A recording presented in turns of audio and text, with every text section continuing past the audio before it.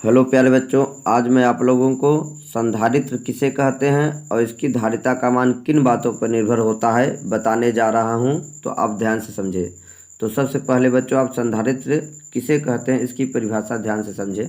संधारित्र एक ऐसी युक्ति होती है जिसके द्वारा विद्युत आवेश तथा विद्युत ऊर्जा का संचय किया जाता है। संधारित्र एक ऐसी युक्ति होती है जिसके द्वारा विद्युत आवेश तथा विद्युत ऊर्जा का संचय किया जाता है। ओके बच्चों, अब बच्चों संधारित्र की धारिता की परिभाषा आप ध्यान से समझें। धारिता किसे कहते हैं, इसे इंग्लिश में कैपेसिटेंस कहते हैं। ओके बच्चों, संधारित्र की प्लेटों पर विद्युत आवेश तथा विद्युत ऊर्जा का संचय करने की क्षमता को उसकी धारिता कहते हैं।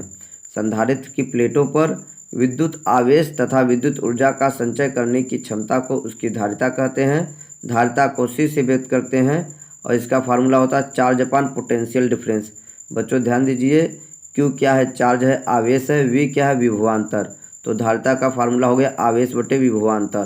संधारित्र की धारिता का एसआई मात्रक फैरड होता है बच्चों, और इसका एक अन्य मात्रक कूलाम प्रति वोल्ट भी होता है। तो बच्चों ध्यान दीजिए, 1 कूलाम प्रति वोल्ट बराबर 1 फैरड होता है। ये धारिता के दोनों मात्रक हैं बच्चों। धारिता का एक अन्य छोटा मात्रक आप याद रखिए बच्चों, पिको फैरड।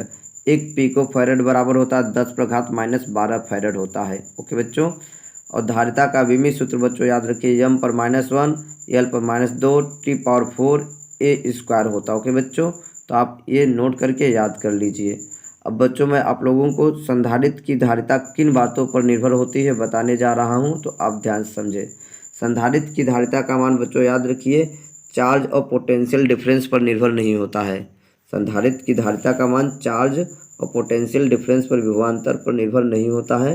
तो बच्चों ध्यान दीजिए, संधारित्र की धारिता का मान किन बातों पर निर्भर होता है मैं बताने जा रहा हूँ, ध्यान से समझे। संधारित्र की धारिता का मान प्लेटों के बीच की दूरी के व्युत्क्रमानुपाती होता है तथा प्लेटों के क्षेत्रफल के समानुपाती होता है, और प्लेटों के मध्य भरे परावैद्युत पदार्थ की प्रकृति पर निर्भर करता है बच्चों याद रखिए, और प्लेटों की ज्यामिति पर। तो बच्चों ध्यान दीजिए, संधारित्र की धारिता का मान निम्न 4 बातों पर निर्भर करता है। पहली बात, धारिता का मान प्लेटों के बीच की दूरी के व्युत्क्रमानुपाती होता है, अर्थात आपको धारिता बढ़ाना है संधारित्र की तो प्लेटों के बीच की दूरी आपको कम करना पड़ेगा। और प्लेटों के क्षेत्रफल के समानुपाती होता है, तो यदि प्लेटों का क्षेत्रफल ज़्यादा रखेंगे तो संधारित्र की धारिता का मान ज़्यादा होगा। ओके बच्चों, और प्लेटों के मध्य भरे परावैद्युत पदार्थ की प्रकृति पर, ओके बच्चों, और प्लेटों की ज्यामिति पर निर्भर होता है। तो इन 4 बातों पर संधारित्र की धारिता का मान निर्भर होता है। आप ध्यान से समझें और इसे नोट कर लीजिए बच्चों।